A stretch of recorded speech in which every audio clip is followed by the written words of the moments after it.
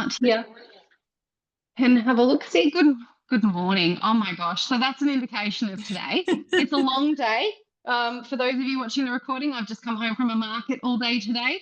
Been a beautiful, brilliant day, but I'm probably a bit worded out. So let's go.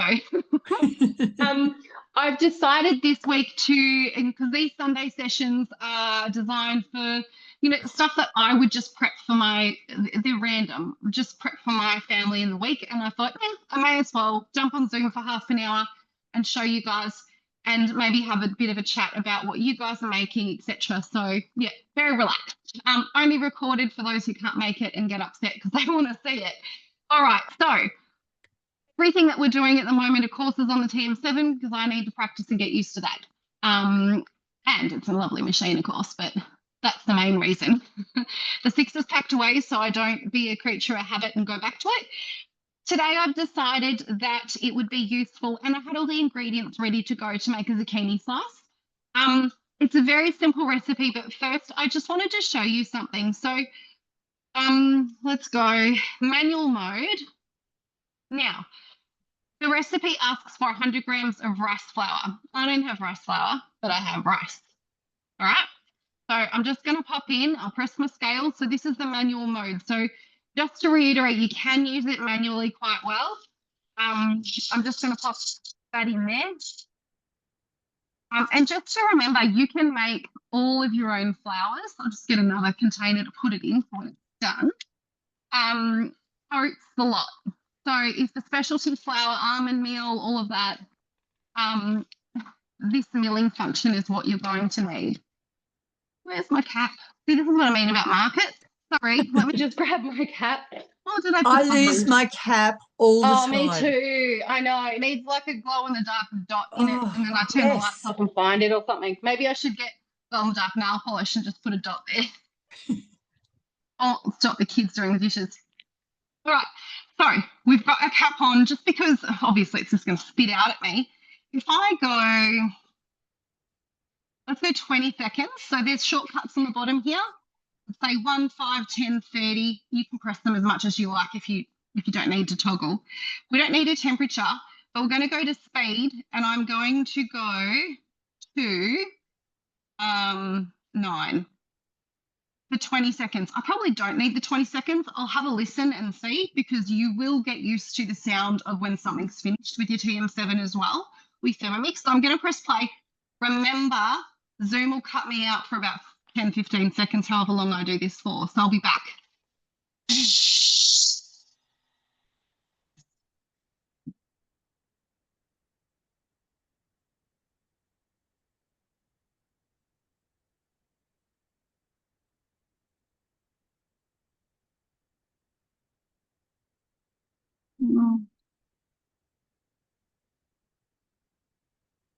There we go. So I probably could have done around 15 seconds there, I think. So pressing it to stop it from singing. And check that out. Can you see how misty it is? Mm. So we've just made our flour. Okay. Wow. So I'm going to pop that back in the bowl. So always have a look ahead in your recipe and see if there's something almond meal, whatever it is, and just give it a quick meal first, because the flour's going in there. It doesn't matter. The next steps, I don't have to wash it. Some recipes it might matter. This one, Michelle, really doesn't. so you can do coffee beans, yeah? Yeah, you can grind coffee beans, you can do almonds, you can do all your spice mixes, all of it. Cool. Yeah, so whatever suits you there. What am I doing? I'm pressing buttons for nothing. Oh, my family are going to have fun tonight, aren't they? Thought I had zucchini slice in here. I've put so many things in here today because I've been talking to customers going, see, you can plan fish and beer pie. There's all random things in there. All right, so zucchini slice recipe, it's here. There's your overview, so you can check your ingredients, check your tips and tricks down the bottom there. Press start. Now, the first step was preheating your oven, which I will do.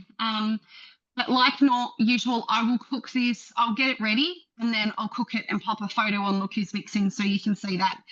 This is greasing a tin. I'll do all that afterwards, to be honest, because I just want to show you this. Cheddar cheese, 100 grams, straight in like that. And then see, it's ticking it off for me. So it goes green because I've hit that 100 grams. Press next, and now it's going to grate.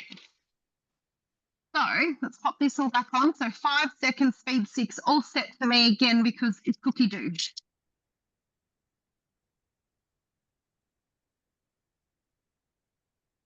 There we go.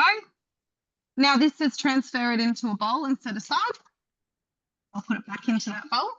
You can see it's just chopped it up there. A little bit more manageable for sprinkling on later.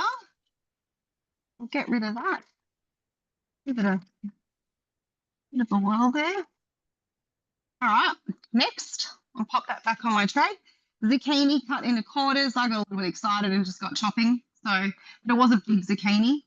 That's 350 grams there. Now see, it's ticked it off again because I got it within that range. That's a little bit handy, that. And then next, so now it's going to grate that up. Now, if you have got fussy kids or family members that don't like the green bit, just peel it. And they won't know it's zucchini. I called it bacon and egg pie for years with the kids when they were little, and I just grated the zucchini, so they had no idea what was in there. So that says transfer into a bowl with the cheese. Now, I think I've not got a big enough bowl there somehow. That's not going to work. That'll be entertaining for you. So it's just roughly chopped it up there, okay? All right. Pop that in there. Now you'll see me use just about every other spatula except the TM7 one at this stage, just because we can't buy another one.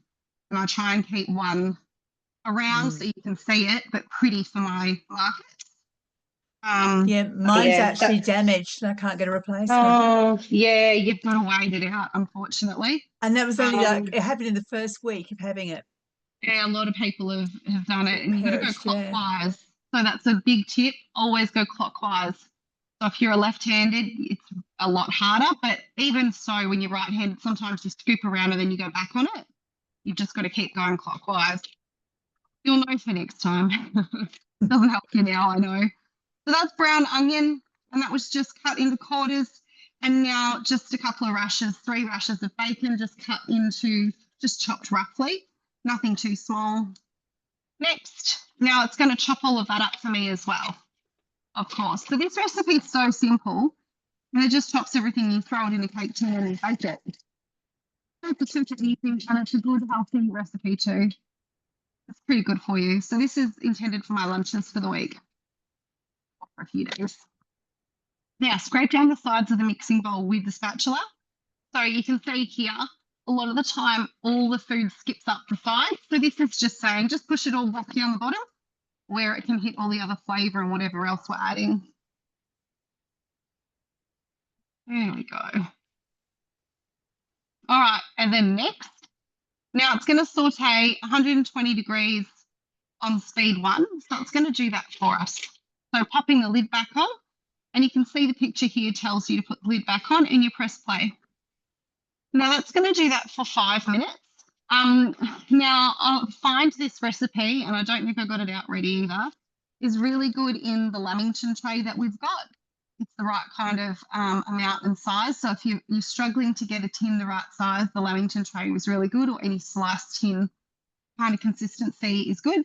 You can also pop it in like muffin tins, tray. I've got one that's got jumbo muffins, and I found that was a really good size. So it's kind of like one portion, and you can have that with your salad or whatever you want for lunch or by itself. It's nice, warm, but it's delicious. I love zucchini sliced cold. So you can, it's a very versatile dish. You can also add, other things in it, like you could put tomato in it, or, when you've got it on the tray, you could slice some tomato and put it on top if you like. You could mix it in, whatever suits you. It's kind of a recipe where you can treat it a little bit like a quiche as well. So that's really good. What else did I have to tell you about this one? I think that was the main thing. And just the rice flour. I know the first time I made this, I didn't have my Thermomix for very long. And I was like, oh my God, I don't have rice flour. What am I going to do? And I was Googling substitute for rice flour. Can I use plain flour? And this was 9 years ago, and I didn't cook a lot like this back then. And then I looked up rice flour, and it came up with a recipe for Thermomix, and I nearly fell off my chair. So that was very exciting and just such an eye opener, because you don't think that rice flour is just rice. Like, I it's had simple. no idea. Yeah. And once you know, it's like, oh, serious? Is that it? So you don't want to, like, there's no way I'd pay to have rice flour in the house. No way, when I've got copious amounts of rice there in a Thermomix.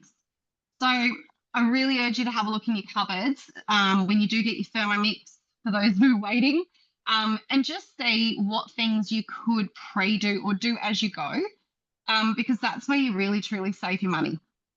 And just space. I don't know about you, but my cupboard, my pantry is bursting at the seams. I don't need to store 3 or 4 different types of sugar and all these different flours. It's enough with, your plain, your self-raising and that sort of thing, let alone all of the other things. But I've got oats, I've got rice, I've got all those, I've got almonds, I've got all the basic ingredients to then turn them into whatever I want. So, and you can choose most things about, when you're getting 100 grams or more, most things about feed 9-ish for 20-ish seconds. But do be careful, like things like chocolate. If you're going to grate chocolate, the heat from the blade will melt it. So you can't do 20 seconds in one go a lot of the time, because it will start to melt the chocolate. So just remember, it depends what you're making. You would do it in a shorter burst of time, give it a mix around, and then go again if it was chocolate. But yeah, things like this. And then when you're doing your icing sugar, your sugar into icing sugar, if you're doing something like macarons or something like that, macaroons, how do we say that? You know what I mean? The delicious little sugary, yummy biscuits. And they've got that lovely shine to them. They need a real fine icing sugar. So you would go again, you'd let it cool down and you'd mill it again. So it just depends what you're making, but all this sort of stuff you learn as you go, and you'll get the hang of real easy. So yeah, if you're trying to con someone into eating zucchini slice, it's bacon and egg pie. And you peel it so you don't have the green bits in it, and it just honestly looks like bacon and egg pie, if that's the thing. And you got your eggs and everything like that in it. So nice protein shot, I think. What are you down to? 50 seconds. Anyone got any questions? Or anyone made zucchini slice or make it often? Never made it, but I'm going to try it. I made the scrolls last week. Oh, did you? How'd you go? I got up here and I made olive, sun-dried tomato, and feta scrolls, and they were beautiful. Well, oh, that's so good. I'm very happy. I know when I finished up, one of my sons who likes, I don't know, he's got my side a little bit more. So he's like, did you put olives on any of them? No, mate. I made them really simple because I was on a Zoom. He's like, oh, that's okay. He loves it all filled up. Olives, pineapple, whatever I can put on. I've never made a zucchini slice ever, so I'm really interested. I didn't realize it was like an egg and bacon pie, so that's cool. Well, it's a slice, but it's kind of like a quiche, but I just call it egg and bacon pie for, what I said. You might not have anyone that you need to con into it, but if you have even if if you've got texture issues or you don't like that green on the outside, just peel it. Doesn't matter. And I love, can you see the color that changes on the back here? I know it's on my finger there, but I love how it goes from green to yellow to orange to red as it's heating up. And remember, when you've got your Thermomix and you're facing it, you open it away from yourself so that the heat doesn't get you, doesn't burn you. Right, so that's just sauteed around now. I'm going to pop in the eggs, the rice flour, the sea salt, and the salt and pepper. So that's my eggs. Pick that off. Rice flour. Michelle, when they're talking about sea salt, does it have to be finely ground sea salt, or could it just be the granules? I just do any salt. Okay. I just read it off here. Any salt. I don't get fussy with it. If I've got flakes in the cupboard, if they were on special, then I use that. But this just says sea salt, and I just I'll just do this because it just says a pinch. Yeah. And then a pinch of black pepper. That'll do. And next, now reserved cheese and zucchini. So it's got that there in that step so you don't forget. Because that's something that I've done many a time when I'm manually cooking. Forget to add something back in that I had prepped already. Just because there's lots of steps in some recipes and you just get a little bit bamboozled sometimes. All right. Is it all of the, yep, all of the cheese. There we go. And next, extra virgin olive oil. I did the olive oil thing yet again. You think I'd learn? Let's see if there's 80 grams in this to save me getting my big tin out and being embarrassed by that. We should be right. There we go. There we are. So that's that done. I do love my little oil sprayer. It's, some of the canned sprays are not good for your bakeware and your tins because of the ingredients in it. It sticks to your tins and kind of wrecks them essentially. So I always use that sort of spray because it's just oil in a spray bottle. All right, that's going to combine there too. 6 seconds, speed 4, and it's already set on reverse. It's got the little arrow. There we go, and the light sort of it's yellow at the moment, which is quite cool. I don't know if you can see that. It's fun.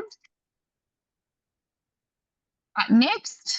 So then we're going to pour that into a tin, and we're going to cook it for 30 minutes. So like I said, here's the batter, and I will pop a pic of it finished up on thing when I'm finished. But I'll leave that sit to the side for the second. And the other last thing I was going to make with you, just quickly, it's super fast. Not that we're in a huge hurry, but just Zoom gets boring after a while, so I'm aware of that. Is a dip. I just felt like dip today, and my favourite dip, I don't know if you've got a favourite dip, but my favourite dip is the herb and garlic one. So I'm just going to continue to finish that recipe so that it clears it. All right. Now, if we go back home, I'll go back to my meal plan. Here we go. Herb and garlic. Anyone made that before or had it before? It used to be boring to us all because it was one of the demo menu items, but I love it.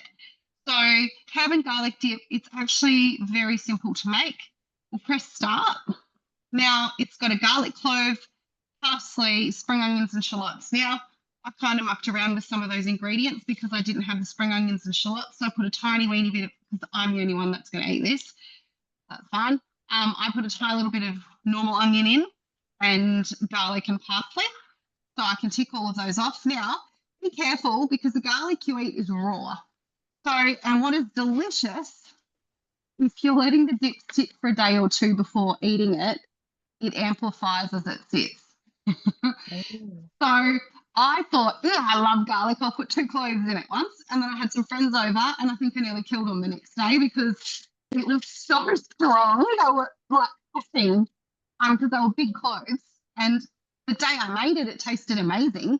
But yeah, it gained more. It was more intense flavour overnight. So just be careful. Don't scare your guests too much.